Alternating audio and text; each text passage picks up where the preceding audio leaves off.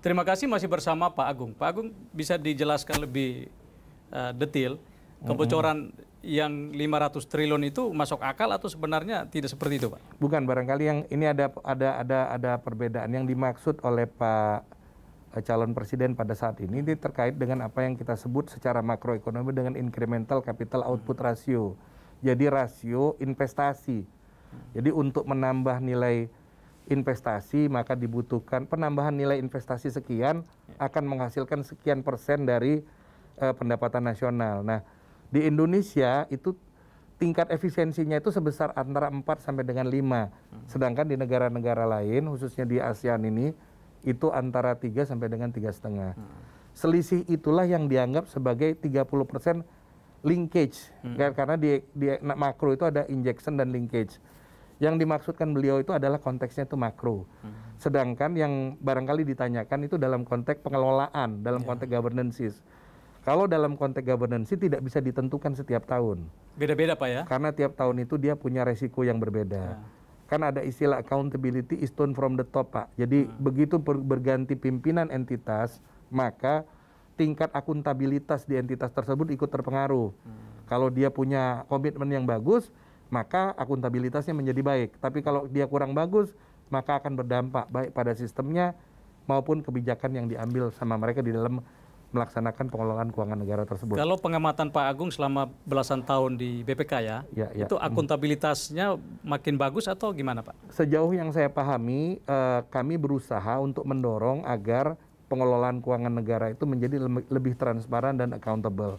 Sudah barang tentu dengan sistem yang semakin bagus, deteksinya itu akan semakin bagus. Jadi jangan dianggap bahwa kalau kemudian kami kerja itu lebih banyak temuannya, kemudian mereka makin jelek, enggak. Bisa juga karena kemudian kaminya yang menjadi lebih bagus. Dan dengan demikian kita bersinergi, Pak.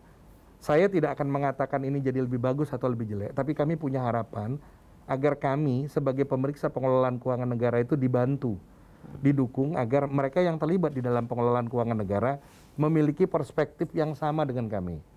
Dan saya pikir kita sudah memilih pemimpin dan kami juga mempercayai pilihan tersebut, ya bersama-sama kita percaya dan kita kawal, saya pikir dengan niat baik agar pengelolaan keuangan negara menjadi lebih baik, menjadi lebih transparan, lebih accountable dan kemudian berorientasi kinerja. Saya pikir itu jawaban saya, Pak.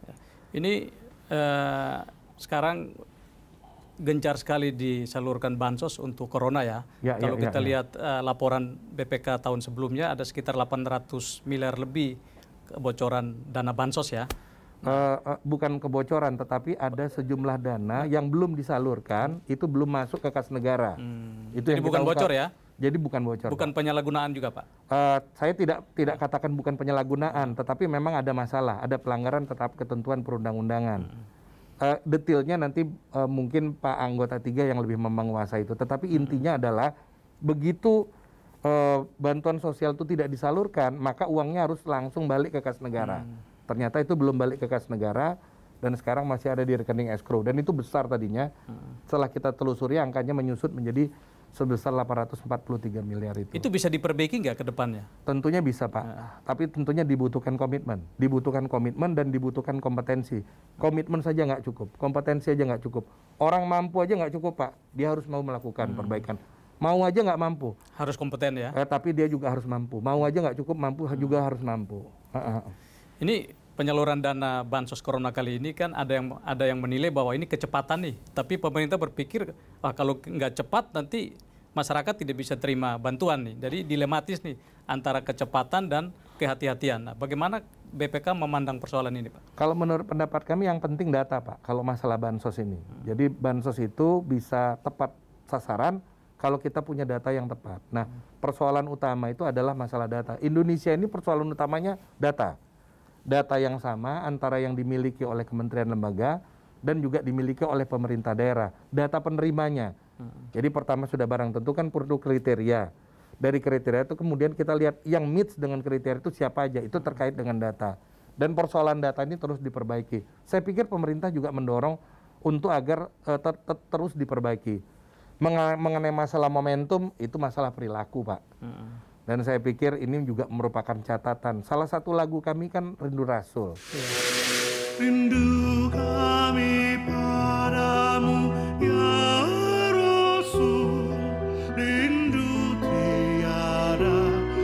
beri, merawat darah darimu ya Rasul, serasa di kau di sini.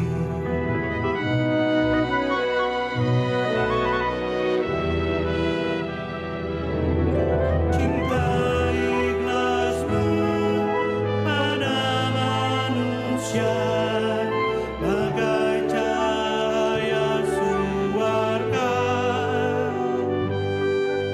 Dapatkah kami membalas cintamu secara bersahabat?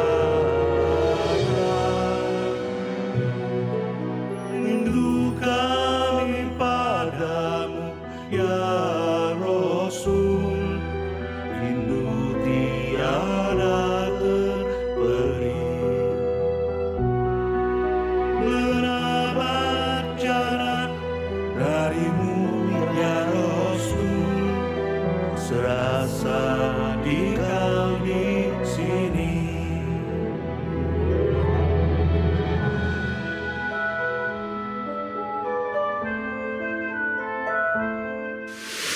Itu adalah sebuah kerinduan kita akan role model ya, yang baik, mendamaikan, inspiratif dan sebagainya. Tapi pada saat yang sama kita juga rindu sama tatanan masyarakatnya yang memiliki rasionalitas dan kemudian kesadaran kolektif yang juga tinggi.